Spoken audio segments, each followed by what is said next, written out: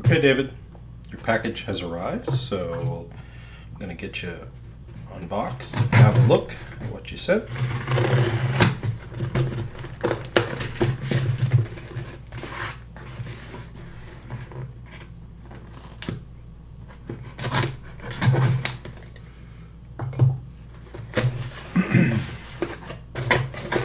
This is not a paid endorsement.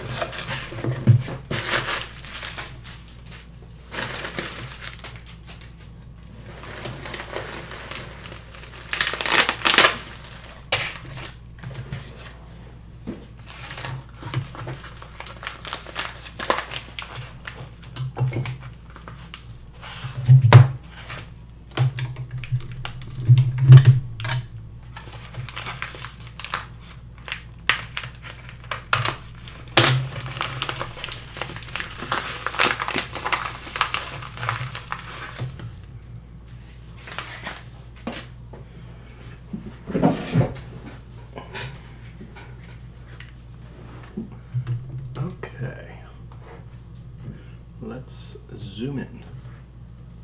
A bit too much. All right, so let's have a look. This is a 1978 6309 7049 turtle. A very nice little watch. Really very clean. Dial and hands look nice. A little bit of, just a tiny bit of darkening here at the end of your second sweep. Lume looks good. Everything seems to be original and in good shape. Definitely has seen some atmospheric moisture. I wouldn't say it's been wet, but certainly has allowed a little bit of moisture to get in to the dial and onto this hand, but nothing serious or critical. Okay. Case condition is good. It's got its wear marks, you know, a little bit of ding here, a little dent here. Certainly not terrible. It's got original polish and brushing. Good case back, no real indications of stray screwdrivers trying to take the back off. A little bit of brushing still on the back, which is nice to see. Crown screws. 1, 2, 3-ish. You still got your click ball. Definitely have a very dry bezel seal, but that's okay. That's why it's here. Try to get that better. So your bezel is a bit loose off your case, and I'm almost certain that we'll get that better with a new seal, but you can see there's a gap there. I think your clip ball is still in good shape, but it may be loose within that spot. So there's your click ball right there, and it is oscillating a bit.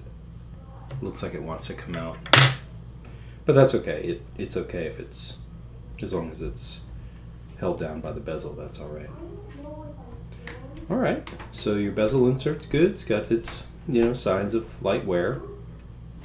Your crystal is a bit scratched, but we have perfect remanufactured crystals to put in. All right, so I'm going to take your case back off and have a look at your movement and see where things are sitting right now in terms of how it's running. So, okay. That needs a little bit of mechanical encouragement. I'll be right back. Okay, we're back. So that was successful. Let's go ahead and take the back off the rest of the way together. See what's inside. We'll get a first look together. All right, so looks clean. We got a service mark. I'm not sure what that says, but 40477X. No idea. But it has been serviced at some point in the past. what that service was, I'm not sure, but that is a very clean 6309. So that's a 6309A, the non-hacking 17 jewel, which is cool.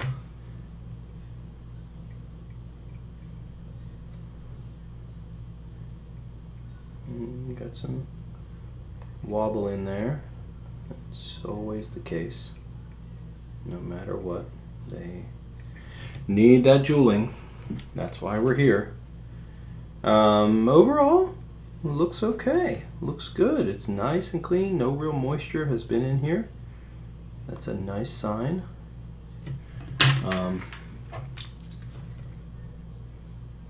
No more lubrication though. So overall, not bad. Not a bad looking watch. Let's go ahead and power it up. Just manually wind in some power here. Okay. Not really jumping up really well. Let's see. Sometimes they spring to life. This one looks a little sluggish. All right, we'll take a look. Give me one moment. Okay, well, you know, like I often say, certainly not the worst, but definitely not the best. It's a watch that needs service. I mean, you know, clearly the hairspring is in good shape because we're getting distinct points / lines. You're out of adjustment, of course, and a lot of that comes from, you know, the state of the lubrication and all those sorts of things. These adjustments at this point are sort of meaningless. The rate and the beat error being those things that are controlled by the hairspring and the balance. Amplitude is nominal. You know, this is sort of a unserviced state. 180 is really quite low for something that could be a bit higher. Usually these things, once serviced, get well above 200. Seikos are generally low amplitude runners anyway, unless they're a high beat, of course.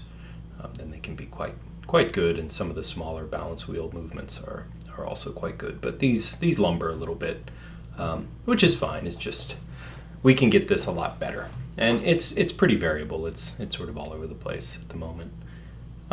So you're definitely in store for a service, mechanical service, and you know, cosmetically, I think the watch is great. We'll come back to the bench and have a last look, go over some of the final details, and yeah, give me one moment. Okay, well, I think you know, this watch presents extremely nice considering how old it is and how, you know, it's been used throughout its life. I'm sure. Ooh, that's weird. Day and date is clicking over a bit early. I think that's a hand location issue. That should not happen at 10 o'clock. It should certainly happen closer to midnight. I mean, that's always, you know, sort of where the last watchmaker decided that the hand should be. They're pretty well aligned, but if we go here, we're going to see at about 10 o'clock we start turning over, and about 10:50 it's clicking over. Yeah, so I usually set that at midnight instead of some arbitrary time. So that does work, but definitely a little strange. Let's just check quick action here. Yep, that's working just fine. You can go Spanish wheel. Also doing just fine. So, you know, a good watch. A watch that needs service. A watch that definitely needs a crystal. It needs to have the jeweling done because you've got loose barrel, which is going to degrade your power and performance. I don't think there's anything to do from the visual perspective.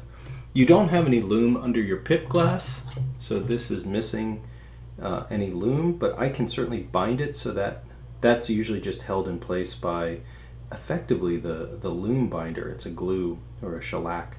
But I can put some on just to be sure that but I don't think it makes sense to re-lume that, especially because it will glow in a weird way that doesn't match the rest of the watch. So I think, you know, my take on that would be to leave it alone.